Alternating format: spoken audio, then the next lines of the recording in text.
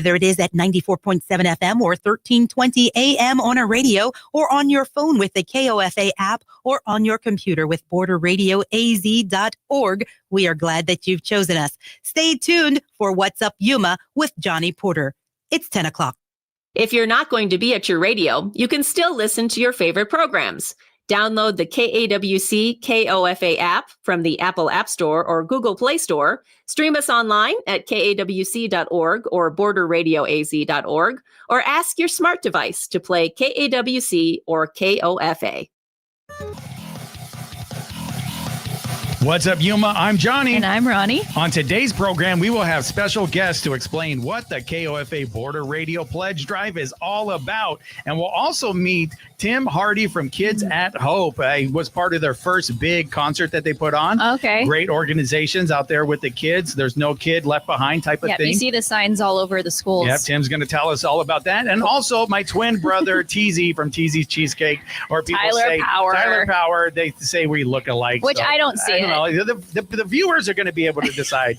So stay with us for What's Up Yuma Radio on KOFA 94.7 FM. And streaming online through the KAWC YouTube and Facebook pages, and send us an email to whatsupyumaradio@gmail.com. What's Up Yuma with Johnny Porter is sponsored by Yuma Electric Service, LLC, serving the Yuma area for more than 25 years. YumaElectricServiceLLC.com. Chili from Philly. Nick Papa Giorgio from Yuma. What's up, Yuma? Welcome to What's Up Yuma Radio. Did I get it in time? Yes. I slid into the seat right now. You should have seen Tal, and he's literally sweating. Is he sweating? He is sweating. Was looking for you. He's like... Wow, yeah. Technical difficulties. Yeah, Hopefully we get that back on the Facebook page. We use StreamYard to stream. Let's see. I don't know. It's not on my page yet, but and hopefully. It doesn't act right. No, it doesn't always act right. So we'll figure it out. Now, yeah, I don't think it's on the page. And I'm Ronnie. Oh, yes, you're Ronnie. Yeah, that's true. We're all messed up today. Yeah, we're messed up, but it is a special edition of our program because this is the second day of the KOFA Border Radio Fall Pledge Drive. And this is the time of the year where we remind you, all of our listeners, that this is a public radio station and we rely on listener contributions to pay for the programming that you enjoy. That's right. And you can get involved with our fundraising campaign by calling 877-838-5292 or making a contribution online at borderradioaz.org, or you can click on the donate button on the awesome KOFA app. All right. Now that that's out of the way, we have our guest today. We have Tim Hardy from Kids. Not Tom. She said Tom. I said Tom earlier. He's like the actor. Yeah, that's an actor. I was like, oh, I'm sorry. That's my cousin. Yeah. That's your cousin. But you're way cooler. Yeah, you're way cooler. Tim from Kids at Hope. Welcome. Thank you for being with us today, Tim. Well, thank you very much for having me. Yeah. Oh, check this out. It's even on his shirt. Tim I know. Hardy. I walked up. I'm like, Tim. Oh, yeah, it's on your shirt. It's like, there it is. I can't mess up now. You can't mess up. So, Tim, born and raised in Yuma, right? Yes, that's true. A long time ago. A long time ago. So what was it like growing up in Yuma? I'll tell you, Yuma. Back in the olden days. Back in the olden days. Olden days, as we call it. Covered wagons. Yeah. Well, pioneering the West. Yeah. Is that? There's like gun fights everywhere. If you could imagine that the Yuma that existed then was really between 1st Street and 8th Street. Wow. It then started expanding to the south all the way up to 16th Street. But really on the other side, the south side of 16th, was still a lot of farmland. Wow. So when I was young, there was somewhere around 25,000 people in Yuma. And it's one of those Mayberry type communities where you knew everybody that you went to. And as a kid, you could never get away with anything because all parents knew. They all talk to each other, right? Because, from 1st to 8th, that's not too big of an area. Yeah, that's right. Yeah, everybody's almost like neighbors at that point. Yes. It's like, oh, there's that Tim again. Yeah. And that Tim over there causing a ruckus. Chickens. I don't even know why I said that. I don't know. Maybe there was chickens back then in Yuma. There's chickens all over Yuma. I know. There's always chickens. There was. So is your parents, are they from here? Yeah. So my dad was actually born here in Yuma. back all the way back in 1920. Wow. His mother and dad were actually sharecroppers. They came from Texas in about 1915 and actually had some property. They started farming, which is now about 32nd Street and Avenue C. Okay. But it was one of those things back then. I don't remember the farm, of course, but it was just basically out in the middle of nowhere. Okay, so then growing up here, what schools did you go to? So give him a shout out, all those schools. Growing up, my first school was Roosevelt Elementary. Okay. And I am the fourth of the four Hardy boys and the fourth to attend Roosevelt. Oh, okay. And the amazing thing is we all had the same first grade teacher, Mrs. Dingus. And then I went to post school. Oh. And of course, I'm the youngest of four, and my brothers all went to Roosevelt, Post, 4th Avenue Junior High, and then Yuma High. So they're all Yuma High criminals. They're all Yuma. You're the only king. Oh, What happened? Yeah. So You got separated from the pack. yeah, and I still catch it to this day. But when I was in about 6th grade, my family moved to more actually south of 16th Street, and then I went to Aliceburn. I went to Woodard, and I'm proud to be a Kofa king, but there we go. My brothers aren't quite as proud of me for being a king. You traitor. Yeah, I was called a traitor. You're not. For a long, long time. No. You're like, I couldn't help it. We moved. Yeah, we moved. It's not my fault. It's mom's fault. Yeah, Dad's blame fault. the parents. And I'll tell you, I remember that I would ride my bicycle from about 18th place down to post school because my brothers said I needed to do that. And so I could go be a Yuma criminal. And that didn't last too long. It was a pretty long ride back then on a little Stingray bicycle. And so you had a Stingray bicycle? Oh, yeah. Oh, nice. And it had the sissy bar and a wheelie bar on it. It was the cat's meow, as I said back then. So you're a Kofa king. Yes. Okay. So, and then what happened after graduation? So graduated from Kofa. And back in the day, and I've learned different now with this Kids at Hope, but back in the day, my dad, who did not get to attend college, told all four of us boys that to be successful, you have to go to college. All my brothers went to NAU. And I'm proud that I'm a NAU lumberjack. There wasn't a campus here then, so I went to Flagstaff. Oh, okay. And my major was criminal justice. So did you always know, because you got into law enforcement, was that always the path? Is that what you wanted to do? Even back in high school, you knew it? Yeah. You know, the funny thing is I have an older brother, Steve, that became a police officer. So he was a police officer first? Yes. Okay.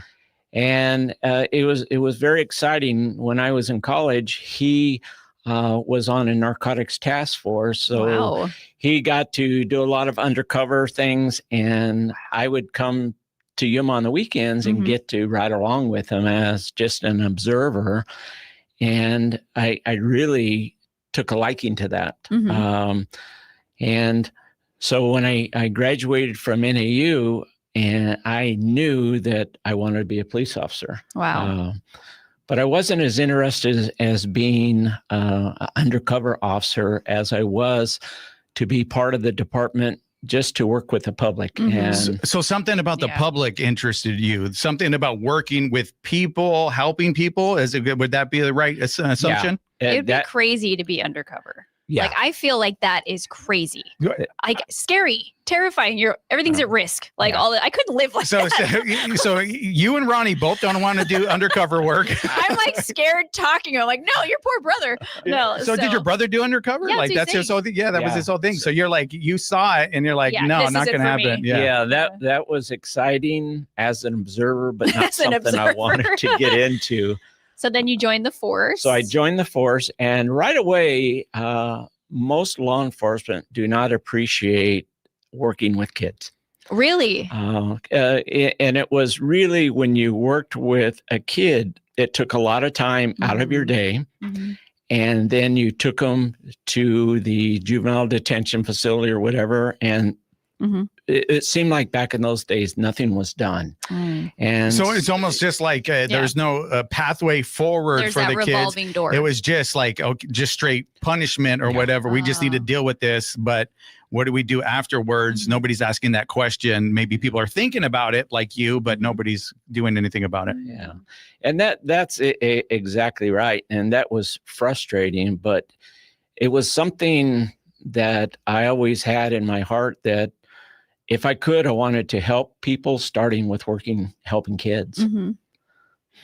So is that how you got into, because you were a police officer here in Yuma for a while, and then I think in Payson? Yeah, so I had an opportunity. My dad had retired and wanted to invest in a business. And there was a sporting goods store called Mesa Sports Shop here in Yuma. Oh, yeah, I remember that. They had everything. And I was actually married to someone from Payson, which is in central Arizona. Yeah, that's where my mom lives. Shout out to Payson. Yeah. I love Payson. Oh, nice. And they did not have a really good sporting goods store. So we actually opened up what we call Payson Sports Shop, and it was a mini Mesa. Oh, cool. Sports shop. And it was awesome. I then worked on the Payson Police Department, and a very, very small police department, even compared to Yuma. And so I did that about 3 years, but while working at and managing the sporting goods store. So you did both? Wow. Yeah. Busy wow. man. So yeah, very busy. It must be. Yeah. And it was one of those things, and the store did great. And it was back in the day when Walmart was starting to expand in smaller communities. And then Walmart came into Payson and opened up a Walmart store.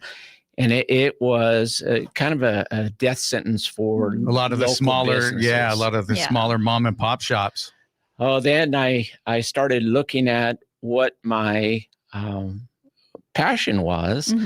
And my brother had retired from the police department and was working with the adult probation department here in Yuma. Okay. And I had an interest in that, but I wanted to work with kids. And so back in 1991, I applied and was hired as a probation officer here in Yuma. Wow. And that was the perfect fit for me. Why would you say that? I was going to say, so the transition was easy for you. The transition was easy. I'm a very competitive person. And with my background as law enforcement, I had the officer safety thing down. When I was hired to work with kids, I thought, well, maybe I can change every one of the kids that I come in contact with. Yeah. Not reality, but that's your heart. Exactly. That's where your heart lies. Yeah. Not a bad idea. Yeah. That's a great idea. So I stayed at the juvenile court for 30 years and was lucky enough to be promoted several times to where the last 20 years at the juvenile court, I was the juvenile court director, which is a position that works directly with the judge of the juvenile court and is responsible for the overall operation of the court. So you had this passion, you wanted to work with kids, you knew that, and you wanted to do something more than just getting kids into the system and then just pushing them back out. So it's going to become in that revolving door that we all talk about.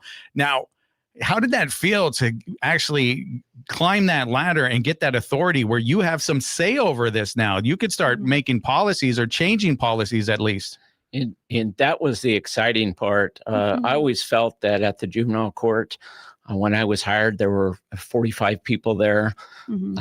At our high point, we had over 150 employees. Wow. But I always felt that I was just a part of the juvenile court, even though my position was the one in charge.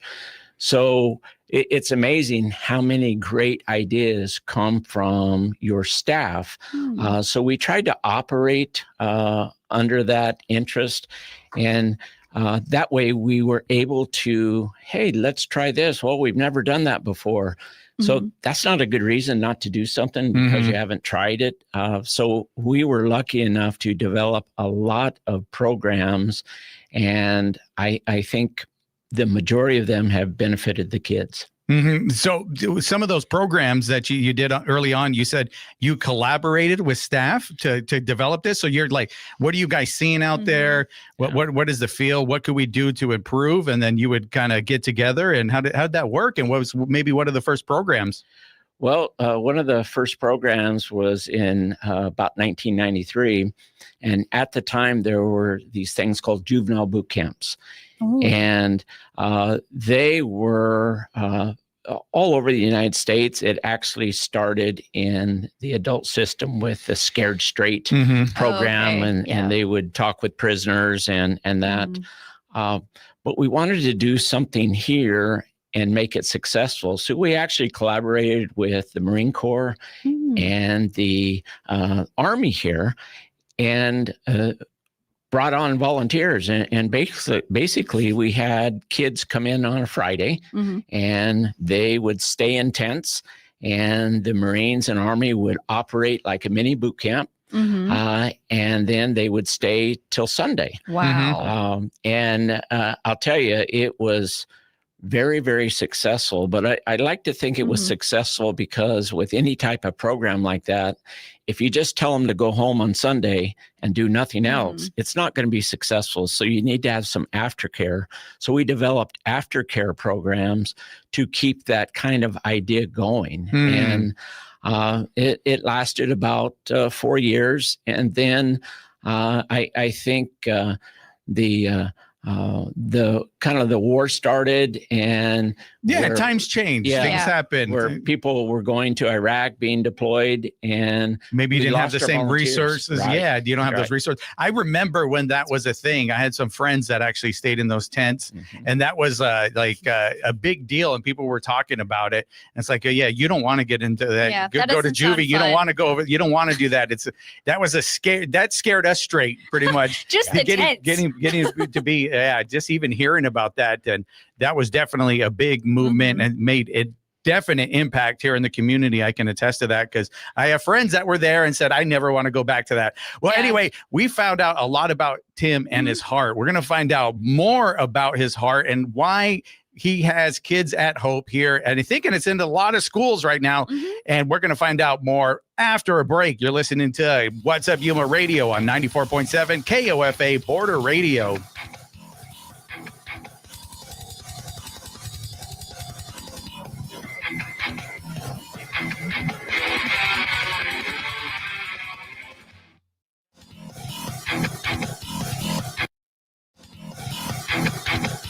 What's Up Yuma is sponsored by Yuma Electric Service, LLC, serving the Yuma area for more than 25 years. Specializing in residential and commercial wiring, services also include EV charging unit installs and solar-ready service panel upgrades. Information and consultation appointments at yumaelectricservicellc.com. Good morning. This is Cecilia Hollins-Braithwaite from the KWC Newsroom. Another sunny day in Yuma with a high expected of 103 degrees. Winds out of the west at 5 to 10 miles per hour tonight. Mostly clear with a low of 76 degrees. It's day number 2 of our fall pledge drive at KAWC and KOFA Border Radio. You can show your support for our stations online or on the app, or you can call 877-838-5292. And thanks. What's Up Yuma is sponsored by Sunrise Cleaning, serving the Yuma area's residential and commercial cleaning needs. Sunrise exclusively uses eco-friendly cleaning products and provides specialty services such as solar panel cleaning and pressure washing.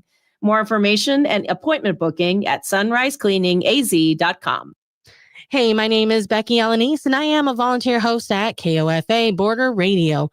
My favorite thing about helping out at this public radio station is that I get to be a real human voice to you, the Yuma community. I am a big believer in supporting the community, and I get to do just that here at Border Radio. Border Radio is always evolving, and we're proud that our mix of music gives you a true place to escape.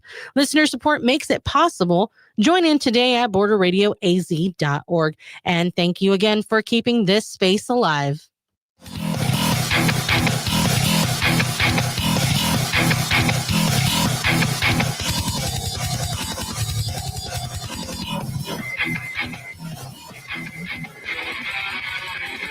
What's up, Yuma? Welcome back to What's Up, Yuma Radio. We are here with Tim Hardy from Kids at Hope, and we found out a little bit about his background in law enforcement, and he had a big emphasis on working with kids, not just working with the kids in the system, but what to do with them to make sure they don't end up back in that same system. So I remember I originally met you, and I want to give some history here, when Bo Gonzalez, which was what was his position there at the time?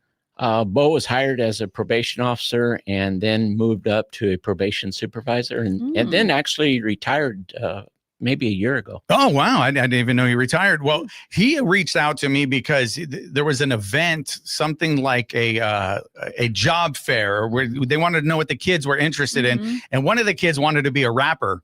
And so, and Bo and I went to high school together. He's like, I know a guy that used to rap in high school that did this and actually made it and had a career in it. And so he reached out to me and I did that event and I absolutely loved it. It was so cool to see the kids so receptive with the different experts in the field. There were so many different experts, a mechanic there, a firefighter, there was military, and, you know, I get to go up and be the rapper, which was, you know, unique, I guess, different, a little odd for it, but I fell in love with it. And that's when I got involved a little bit with Kids at Hope. That's when I first learned about it. Is that when it started back then? The first concert, or was that already in place? And I actually learned about Kids at Hope in 2013. Oh, wow. I had attended a conference, and one of the breakout sessions was on this thing called Kids at Hope.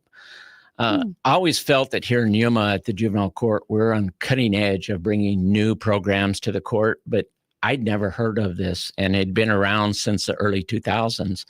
So I had great interest in hearing. And what I heard the facilitator say is all children are capable of success, no exceptions. And I heard that and I missed the word capable. All I heard was all kids are going to be successful. And I got this funny look on my face and the facilitator said, I'll bet you didn't hear the word capable. And I didn't. Oh, wow. So immediately I ran through my career as a police officer, as a juvenile probation officer, and all the way my years at the juvenile court. And I knew that there'd been many kids that had been successful and some that hadn't, but also thought in this, instant that I always offered the same to every child, no matter what, but they have to take advantage of it. Absolutely. Yeah. And so this idea of Kids at Hope, I brought it back to Yuma and I met with my management team and I'm explaining how awesome it is. And this is back in 2013 or 2013. Oh, okay. Wow. And lucky enough, the Arizona Supreme Court sponsored a statewide opportunity for juvenile courts throughout the state to have this facilitator come to Yuma and to tell more about Kids at Hope. So in May of 2014, we decided to have an event, and we knew that if Kids at Hope came to Yuma and it was only at the juvenile court, people were going to think, oh, it's just for those It's like kids. A juvenile thing. Yeah. So the troublemakers or whatever. And so we opened it up to the public, and I sent a letter out to anybody that I thought worked with youth. Could be teachers, it could be the sheriff, it could be like the library, anything, anybody. And so we had an event, not knowing how many was going to show up, and we sent out 165 invitations, and 150 people showed up. Wow! And they learned about Kids at Hope. Very cool. And that was our jumping off point. And then we thought, wow, there's so much interest. What can we do next? So we had different events to get people and schools to know about Kids at Hope. And a few schools came on board. And at that time, we had at the juvenile court a charter school called Aztec High School. Aztec High, yeah. And Aztec High School was known to serve at-risk kids. Oh, okay. Well, the truth is, and what I've learned with Kids at Hope is you can't change the risk of a child. You can't change where they come from, who their parents are. But as an adult, you can help control and guide the hope. So we've really grown. In 2015, we became our own nonprofit here in Yuma. So we developed Kids at Hope Yuma. And we made the decision that schools were very interested, but they did not want to, they couldn't pay for the training. So we had to figure out a way that we could provide that. Yeah. And that's what we've done. And we've grown from Aztec, which was the first school, to other schools, to now we have over 50 schools and organizations in Yuma that are Kids at Hope schools. And you may have seen the signage around town. A lot of the elementary schools have that. Well, my kids went to Alice Burn. Oh, and so my 7-year-old went there for kindergarten, and he'd come home and he'd be like, no exceptions. It just always, I thought it was so cute. Yeah, that's what it's all about, is all kids are capable of success, no exceptions. And we're always, as adults, we're going to dig for those treasures, because every child has at least 3 treasures. And sometimes as adults, it's easier to identify a risk in a child. But since every child has at least 3 skills or talents, we need to recognize those, and we need to concentrate on that.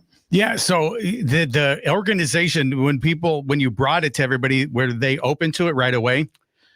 Well, one of the good things with Kids at Hope is there's not a secret recipe for Kids at Hope. I'll bet as we sit here right now, you can think of a favorite teacher or adult that you had in your life that made a difference. Sure. And so that's what you hear with Kids at Hope, treasure hunter and ACEs. But really, that treasure hunter is that favorite teacher, that favorite coach, that favorite adult, somebody that you can remember who made a difference in your life. My 5th grade teacher was that teacher at Alice Burn. Oh, what's that? What was their name? Her name was Mrs. Endicott.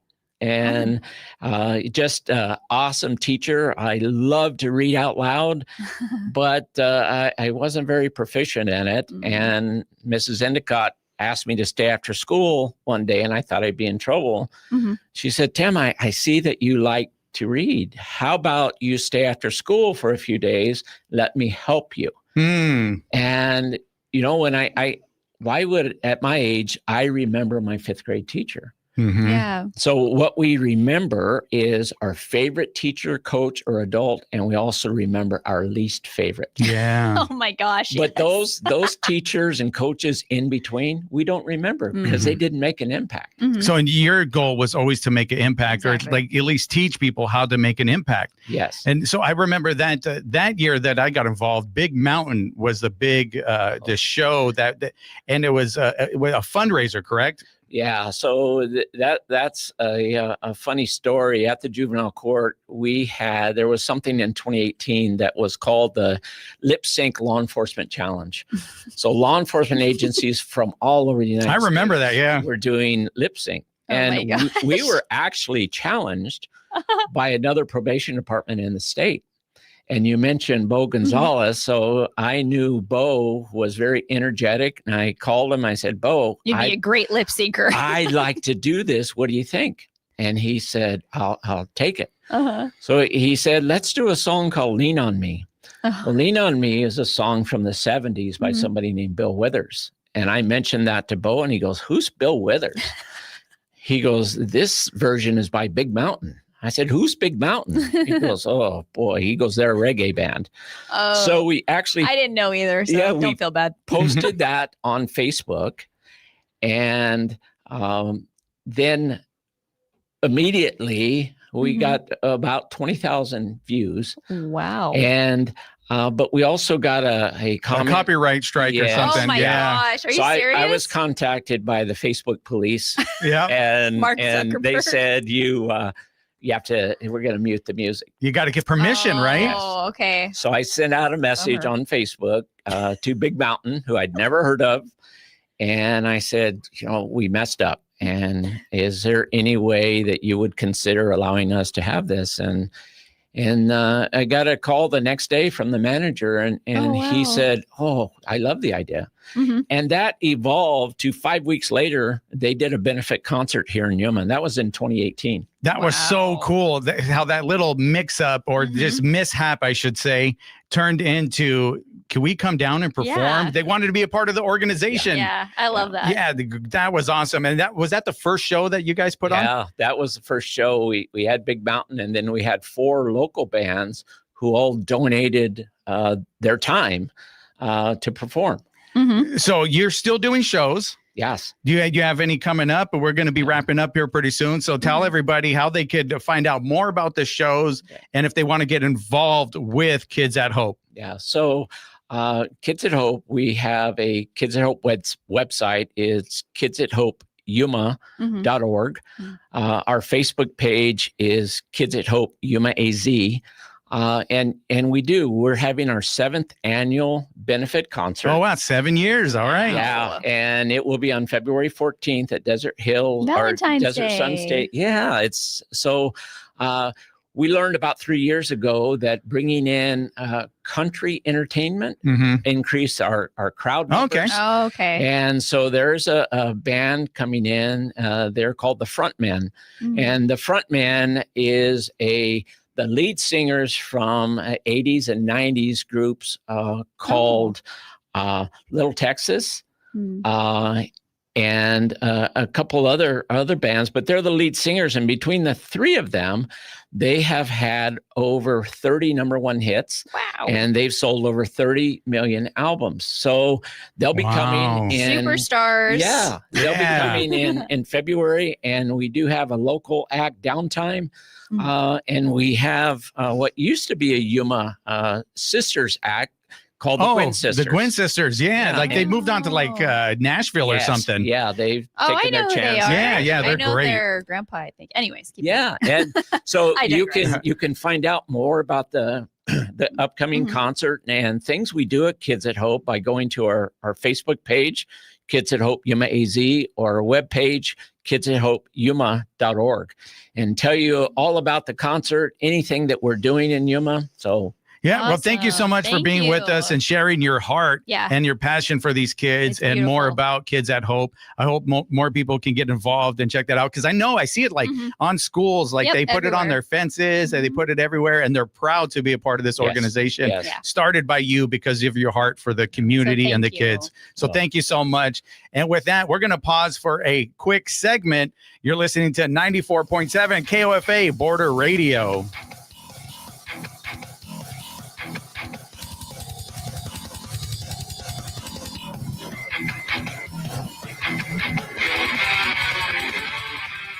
What's up, Yuma? I'm Johnny. And I'm Ronnie. And today's version of our program is going to be a little bit different again because today is the second day for our KOFA Border Radio Fall Pledge Drive. What does that mean? Well, we have a special guest with us, Development Director Alice Ferris, and she's going to explain it to you. Yes, I'm going to explain that it's time for people to show their support for Border Radio to make sure that What's Up Yuma and other programs on this station can continue to be available here, basically free of charge for the entire community. So wait, now I'm saying it's free, and yet I'm asking people to contribute. Yeah, I'm Okay, confused. more What's explaining. happening? More Yes, so explaining. more explaining. It's because this is a public radio station, which means we do have programming available for everyone in the community to learn what's happening in Yuma Mhm. and be able to listen to that regardless of their ability to pay. Mm. But guess what? There are still expenses related Yeah, to still that. got bills to pay. We still have You bills have to pay the stars of the show. That's No. right. We have to give you your exorbitant I fees know, so for the much. show.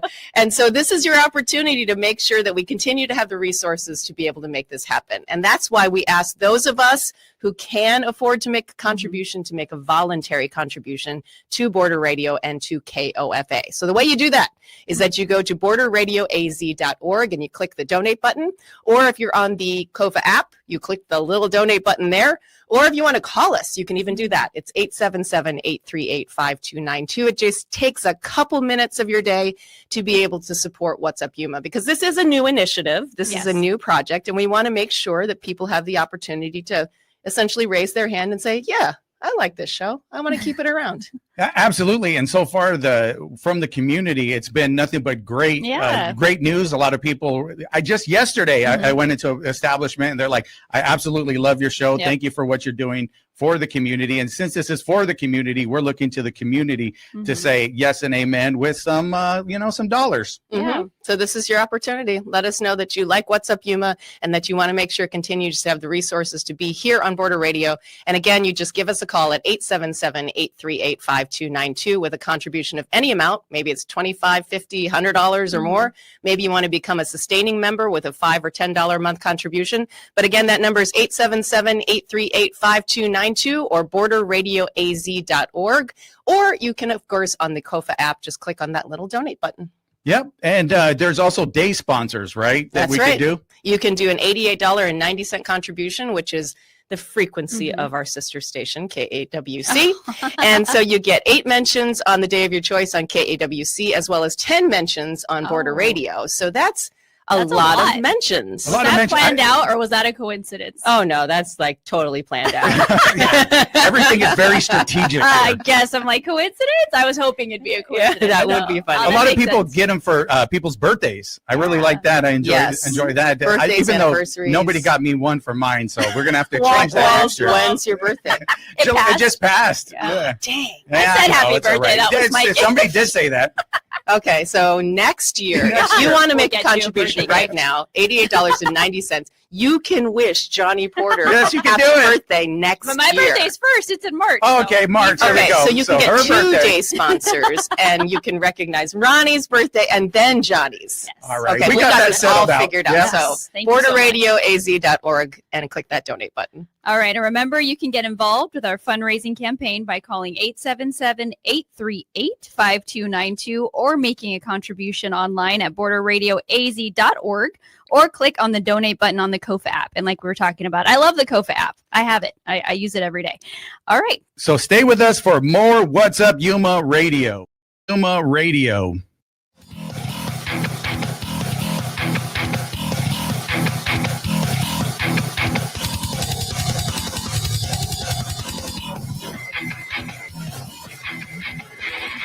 What's up, Yuma? Welcome back to What's Up Yuma Radio. We are here now joined by the man, the myth, the legend, Tyler Power, a.k.a. Teezy from Teezy's.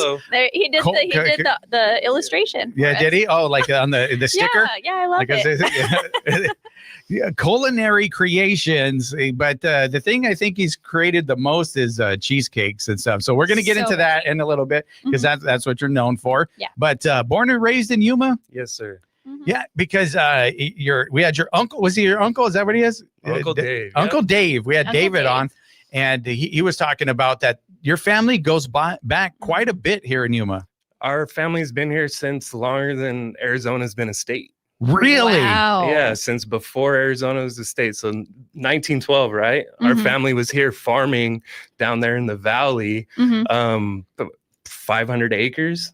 Wow. That's kind of what our last guest was talking about. His family was here too. The Hardy family? Yeah. So the Power family actually is big, and there's probably a lot of Powers in Yuma that we're related and they have no clue or stuff like because it's so big and you guys have been here so long. Exactly. There's so many relatives that they don't realize that we're relatives. Wow. Yeah, it's pretty crazy. Yeah. So do you know how long the farming went on in the family? Because you're obviously not a farmer, so it didn't. I'm personally not a farmer.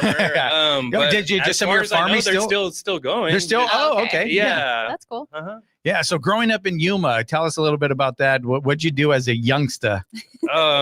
I mean, anything that's PG, anything PG. Tried to stay out of trouble, but that was never a given. Being in Yuma, we didn't have a lot to do, so we had to entertain ourselves. We had 8 streets going both ways, and we were all on all 8 streets. So, you're just trying to find little spots where we could get away. So we had like dirt tracks behind Bordeaux Oaks, and telling your parents you're gonna go down the street on your bikes and going all the way to Mr. B's on 4th Avenue. And stuff like that. And they couldn't track us back in the day. You know what I mean? No GPS. No GPS. So where did you live at that point? So I area? mainly grew up in the valley down below behind HLS. Oh, okay.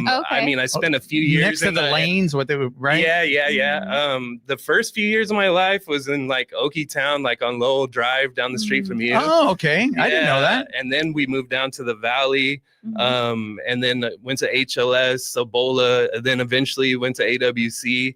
And then just been an artist and self-employed now since I'm 22. I'll be 40 here in 3 weeks. Yeah, me and Tyler graduated together. Like we went through all high school together, so it's pretty funny having a high school reunion here. Yeah, it's pretty Sabola. fun. Yeah. Oh, Sabola. I'm sorry, but so you guys graduate, and you said you came to AWC? I did come to. What'd you come to AW for? So I wanted to be an art teacher when I came here. You wanted to be an art teacher? Yeah, so I just started taking every art and creative class I could take, and then I just got all kinds of these credits for creative classes, and once it started coming down to the required classes, I didn't want to do them. Same. I was like, all right, I'll just be an artist.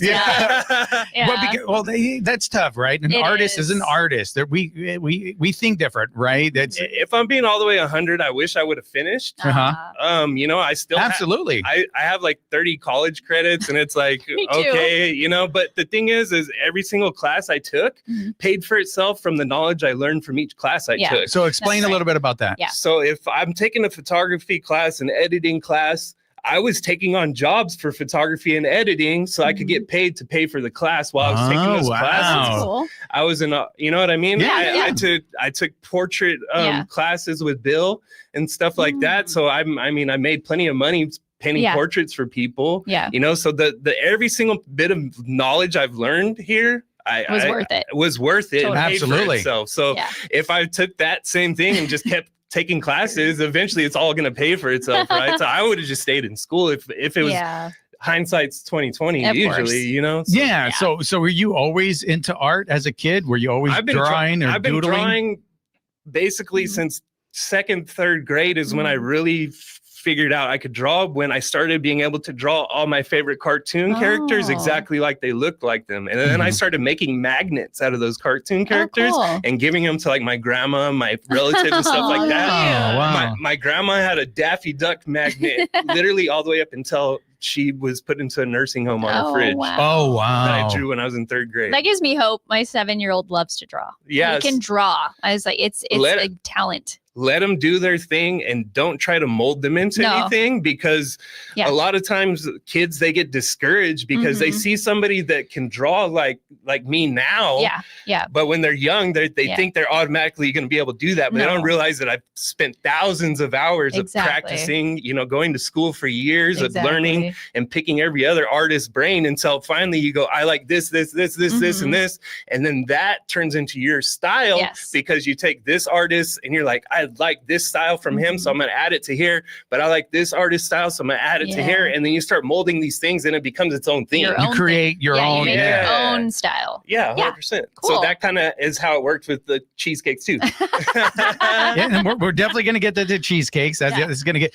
I'm sad you didn't bring us any. Well, I was actually afraid that they were going to melt because I had to sit out there for 30 minutes. Oh man, yeah, we put him in the corner for 30 minutes. That's what happened. He had to go over there. We do have a fridge here. You mentioned an artist. And artists think a little bit different, right? Creative. I just wanted to bring up one thing. My mentor, I was an artist. Like I couldn't do things with my hands. I'm not good. I can't draw. I couldn't do anything like that. It took me a long time. And my mentor telling me, like, you are an artist, though. You're still an artist. Just because you don't do art with your hands, you're still an artist. And that gave me a different freedom and a different way to go about my life. So it sounds like you had that already from the jump. So I think my vision of what an artist is now is completely different than what it was 20 years ago. I believe every single person is an artist, but they don't know what their medium is yet. There you go, the medium. Because they don't try anything. Yeah. So what I've found being an artist and doing so many art shows and meeting people in different cities is they always discourage themselves and they shoot themselves in the foot before they ever even try anything. Yeah. Mm. If you're interested in photography, go take pictures. If you're interested in drawing, draw a picture. Yeah. If you're interested in painting, paint a picture. Yeah. If you're interested in traveling and looking at birds, go document traveling and looking at birds. Literally every one of these things can pay you now Yeah. on any, I'm not going to say platforms because I'm not allowed to, but you can go on all these Yeah. social media platforms and make Yeah. a living off of them now. It is pretty true. crazy that Just you can do that. documenting Yeah. everything you're interested in, because Your guess life. what? Yeah. There's 7 to 8 billion people in this world, and someone's going to be interested Someone in will like it. what you're interested Yeah. in. And when you do these things, Mhm. you find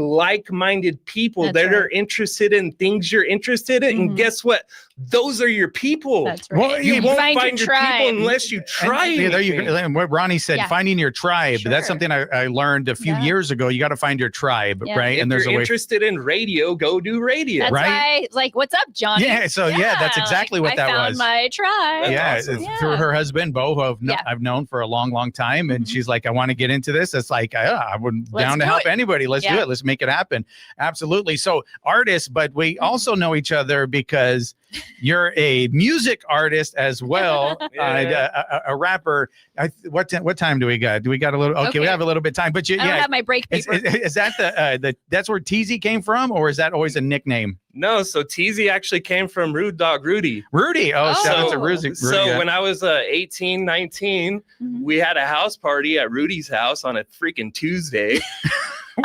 100 people in his house. I walk in, I'm listening to Young Jeezy. I did Okay. car audio and video at Best Buy at the time. That's the last place I saw you. Oh, okay. I don't Um, remember. Yeah, you were in Phoenix. I was training. Oh, okay. I saw you for 30 seconds. How But funny. anyways, so I go into Rudy's house and Rudy goes, look at big old Teezy always bumping Young Jeezy, and Feather's there going, oh, it's Big Teezy, it's Big Teezy. Oh, gotcha. And everybody That's how it there's all, started. oh, it's Teezy. And literally ever since that day, it's been Big Teezy or Teezy, Yeah. because at the time I was Mhm. actually overweight. Oh. So that's where the big came from. Ah, Big Teezy. gotcha. I was oh. like 275 pounds at the Oh. time. So that's where he was like, oh, big old Teezy.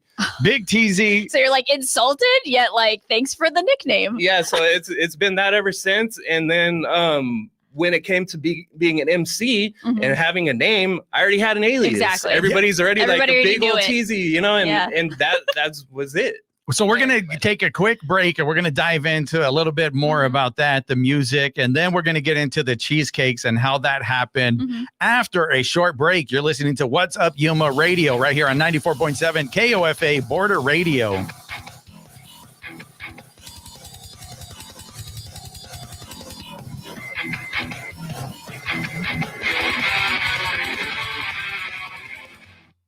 Today's day sponsor is Better Business Bureau, providing consumer education, including help for older adults in avoiding scams and persuasion-based fraud.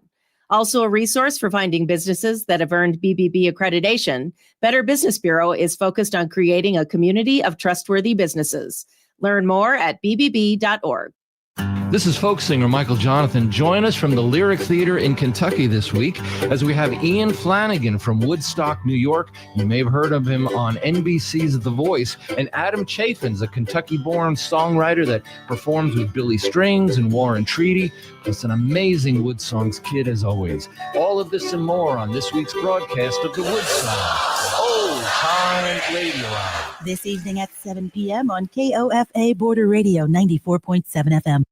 The Arizona Western College Chorale, along with the Cibola High School Choir, will present The Power of Many, a choir extravaganza at 7 p.m. on October 10th at St. Paul's Episcopal Church and at 4 p.m. on October 12th at Trinity United Methodist Church. More information on these concerts is available under events at azwestern.edu.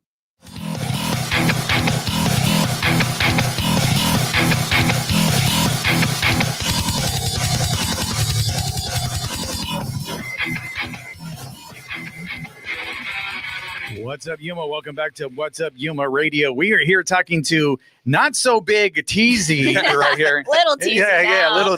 But no, there it is a little Teezy though, right? Yeah, my little brother, your little bro. I thought you were gonna say like there's your another son or Teezy. something. Yeah, I don't. there's yeah. And my brother calls himself Little Teezy. Yep. Oh, Yeah. So you're doing rap music. You're artist, and you're also detailing cars at the same time. And this is how I know that. And this is where the twin stuff comes in. I'm at Red Moon one day enjoying a show at Red Moon, and a guy comes up to me and starts talking about how I detailed this car this one day. And he's like, "Yeah, I remember you detailed my car." And I'm like, I don't detail cars. That's not me. Yeah, you did. And he started getting mad at me. He's upset at me, telling me like, "Yes, you did my car. Don't you remember?" And I'm like, I don't. And then I asked somebody, I said, "Does Teezy do?" He's like, yeah.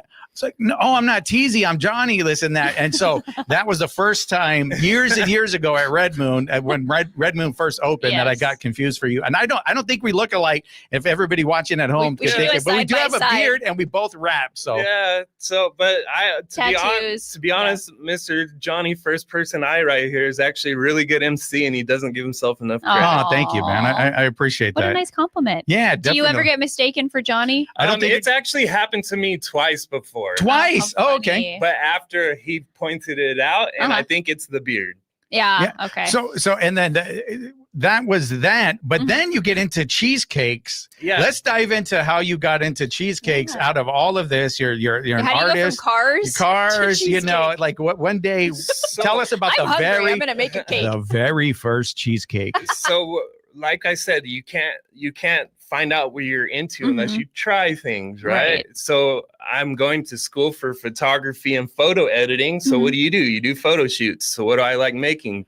Random things. Start making a bunch of food for myself, and then I start making photo shoots of the cheesecake. Of the cheesecake. Yeah. You like cheesecakes? Is that what it is? Like your favorite thing? I mean, I don't want to like say like bad things about anybody, but somebody sold me a crap cheesecake. Oh, gotcha. You didn't get it. So I was like, I'm gonna make myself a cheesecake. Yeah. So that's how it started. So I started making myself cheesecakes, and then I started literally just doing photo shoots of cheesecakes. So one weekend I sold one cheesecake. The next weekend I sold two. The next weekend their cousin hit me up. I sold 4. Wow. And then now were they regular? I'm gonna give somebody credit here. Okay. Vicky Harris, she used to live here. She lives in Georgia. Yeah, I know Vicky. Yeah. She messaged me and she goes, Teezy, you need to do this. It's going to set you off. Because didn't she do something? Did she have barbecue or something? She did smoked barbecue. Smoked barbecue. Pulled pork. Yeah. So we're in New York now. Okay. Yeah. So basically, she goes, you need to start doing these cheesecakes, but in jars. Oh. So I started selling cheesecakes in jars out of my house. That. Yeah. And then I started getting like 20 or 30 random strangers at my house for cheesecake. So people just showing up. Yeah. Like you're a drug dealer. Yeah. So I started, that happened for a few months. And then T-Cock, Tom Cockburn, I detailed for him and he goes, I got a suite for you. I think it'll work for you. Come check it out. So he took me over to where I'm at now, and it was actually an office, like carpeted, like you could put a desk in there, and it looked like it's from 1981. Like this isn't my vibe. Yeah. So I was like, I think I could turn this into a kitchen. Let's try it. So I was like, I think I could get this done in a month. It took me 4 months. So I turned an office into a kitchen. And then I started out of there. But originally it wasn't supposed to be what it is now. Originally it was supposed to be a pickup location. Oh. So I was selling on Instagram like, hey, you know, if you want your cheesecake jars, you know, now you're going to come pick them up at this location instead of my house. Because you just kind of needed a functional kitchen and then a front facing place to deal with the public. Exactly. So I started doing it as a pickup location. Well, they're like, well, why don't you just open up? Why can't we just come buy them from you? Like anytime. Yeah. So was that a customer then? Obviously, some customer came in. Like, why don't you just open up? Like so people can just come in and out. So I was like, I don't know. So that's a lot of work. Yeah, so COVID happens, right? They stopped manufacturing jars. Oh. I start freaking out going, what the heck am I going to do? Oh, really? You couldn't buy them anywhere. You couldn't get the jars. So I switched to slices. I was like, are you guys going to still buy the cakes if they're in slices and not in jars? Like, okay, cool. So I was like, I'm gonna make 8 cakes. I'm going to put them out at the shop in slices and see how it works. So I actually sold out within 2 hours of putting out those 8 cakes on the very first day. Wow. And so that was in 2020. Yeah, and you're using, again, Instagram as a way to let people know, like, these are here. I made these. Let's see what happens. Exactly. I got a little experiment going on. The public said yes. Yeah, so I've been making cakes there ever since. Obviously, it hasn't just been this straight shot to the top, but it's been a roller coaster. Sometimes I wanted to give up, but I never gave up on myself. Plenty of people did give up on me, but I never gave up on myself. And just about 6 months ago, a random guy walks in my shop and he goes, God woke me up today and he sent me here. I said, okay, I live 3 hours from here. What?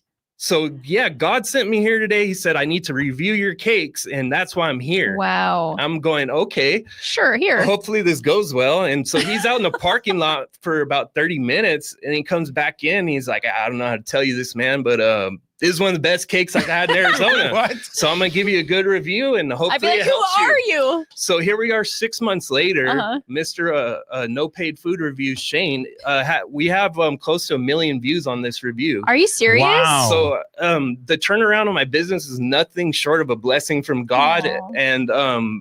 And that's what I work hard. Yeah. I work 7 days a week. Last year, I only took 2 days off out of 365 days. And I'd never gave up on myself. And it's just an example. Don't give up on yourself because you could. 6 months ago, I was literally at 0. And now I have millions of views. I'm on a radio show right now. The biggest radio show in the world, by the way.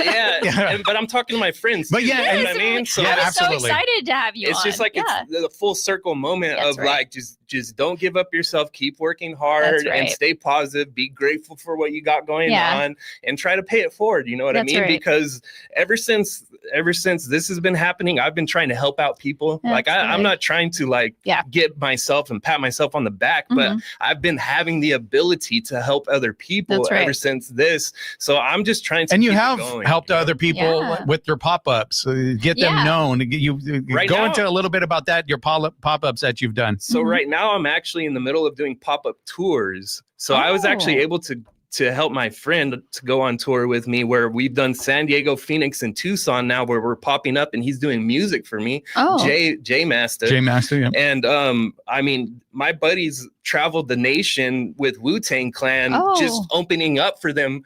And he doesn't get the credit he deserves and stuff like that. So I was like, how can I help my friends, you know? So I was like, if he can do music for me on this tour and my cheesecakes can pay for it, and I can take my family out of town and my cheesecakes can pay for it, this is all going to work out. So we did it and the cheesecakes paid for everything. You know what I mean? So it's like, now it's just like branching out and like going to different cities and taking my friends and family with me and just having fun every day, because we're not promised tomorrow, dude. That's right. That's the main thing. I say tomorrow's a myth. It's not 100%. even, it doesn't exist. Right now matters. Right now is all that matters. Yesterday is lit. It's so gone. I can break it down to this. Okay. You need to take the things that you did yesterday to learn from them to create a better tomorrow. Yeah, absolutely. You can't have a better tomorrow unless you learn from the past. And it's a big thing that's going on like worldwide right now. I don't really like to get into politics and stuff. It's more like person to person. Let me tell you, learn from your mistakes and don't do them again. And that's what it is. And that's And community. That's And me messing up and somebody else messing up is an example for you to not mess up, right? So just go ahead and learn from everybody else's mistakes and just try to have fun with life. There's literally nothing wrong with being a nerd and just having fun and just being a geek. I wish my kids would listen to me when I'm like, don't do what I did. Picture, go draw pictures, go have fun with your friends, go hang out in nature. Like, but I will say that's something you've struggled with. Having to be able to own that, right? Because there is that pressure out there to be this certain way, fit this certain mold. And I visited you a few times when the cheesecakes weren't moving and it looked very dire. And we've had conversations, you know, you talked about it. It's like you feel like, I'm not being supported by even the hip hop community that I came up with. Like, so you know, here's what I learned from a lot of this is we got to stop forcing our friends and family to be the excuse of why we're not succeeding. Exactly. You will succeed 100% of the time if you give your effort to 100% of the people. If you're sitting here focusing on Johnny, you never buy cheesecakes. What if he's lactose intolerant? He can't eat a cheesecake. You know what I mean? What if somebody's allergic to something and they can't buy your product, but then you're going to tell them that they're this or that because they didn't come buy your thing. It's like, go find your customer. Stop blaming people and go find your people. I would say 98% of my business is word of mouth referral people of somebody saying, dude, this was good, go try it. This is good, go try it. And it's very, very rare that I get complaints. And when I do, I try my best to make sure everything's right. If I mess up, I will own it.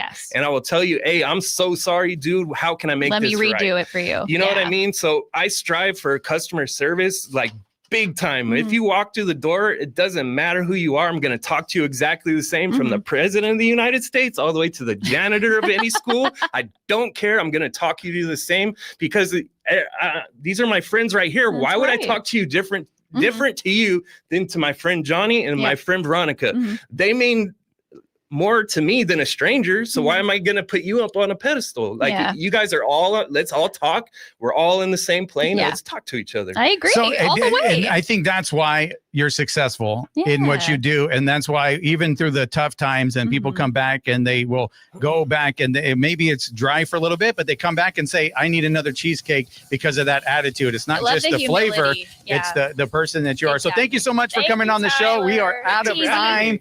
We're out of time. Yeah, that's it. But I appreciate it, man. And thank you for coming. We'll get you back and we'll talk about the cool flavors you have. Yes. All right. With that, What's Up Yuma Radio is a production of KAWC. We broadcast from the Matador Activity Center at Arizona Western College. We want to thank our engineer, Talon Gonzalez, along with Anthony Ornelas, Juan Garcia, Dave Reek, and Cecilia. And we also want to remind you that we are in fundraising mode this week. So you can contribute by clicking the donate button at borderradioaz.org or on the COFA app.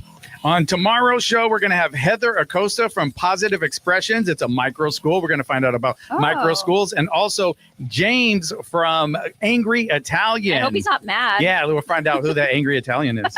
And you can listen to the podcast version of our program at kawc.org/podcast/What's Up Yuma Radio and email us at whatsupyumaradio@gmail.com. All right. Once again, thank you so much, Tyler. We're going to take a picture after this. We'll post it up and let people decide if we look like twins or not. That's what we're going to do. We should put a vote thing. Yeah. It was even my fries lady, my grocer. She's like, hey, how's your cheesecakes doing? What's Up Yuma with Johnny Porter is sponsored by Yuma Electric Service, LLC, serving the Yuma area for more than 25 years. YumaElectricServiceLLC.com. Broadcasting from Yuma campus of Arizona Western College for more than 55 years, this is Border Radio, 94.7 FM, KOFA Yuma. We also broadcast at 1320 a.m. in Yuma at kawc.org and on the COFA app. Blood services provider Vitalant is hosting blood drives at Yuma locations on an ongoing basis. Every 2 seconds, someone in the U.S. needs blood. This could be a little girl in the ICU or a mother with stage 3 leukemia. Donations of all blood types, especially O, are needed. Appointments at donors.vitalant.org.